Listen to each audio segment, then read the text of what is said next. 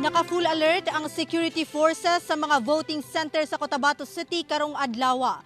Samtang nahimong hapsay ang eleksyon sa syudad. Aniyang report. Hugot ang pagbantay sa armed forces sa 33 ka voting center sa Cotabato City.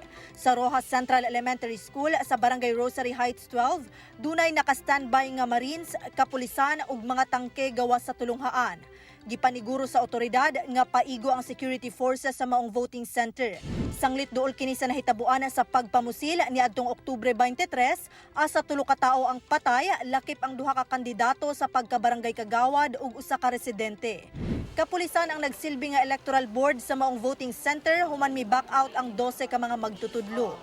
Samtang dinhi sa Cotabato City Central Pilot Elementary School nga mao ang pinakadakong voting center dinhi sa syudad asa 5 ka barangay ang na-assign dinhi, pasado alas 3 sa hapon daghan gihapon ang naglinya sa gawas sa tulunghaan aron moboto.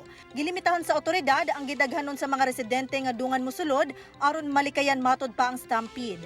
Pipila sa mga botante, pipila ka oras nang naglinya aron makaboto. 7 ng umaga. Tapos ko, wala, ang tagal namin doon nakapila. Tapos mga ba ng 11, uwi ako. Kasi nga, hindi ko na kaya yung init. Dahil nandiyan kami nakapila sa labas. Pag uwi ko, nagpahinga lang, kumain ako, bumalik kami ngayon. Okay na lang din namin. Okay na lang namin. Siguro gusto namin makaboto. Aantayin talaga namin para lang makaboto.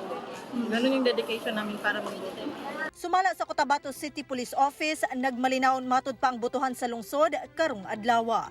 Naging generally order and peaceful. Although may balita kanina medyo dirian. Sa dami kasi na mga botante. So lahat makapasok. Iba kasing kababayan natin hindi makapaghintay. So okay, nagkaroon ng konting tulakan.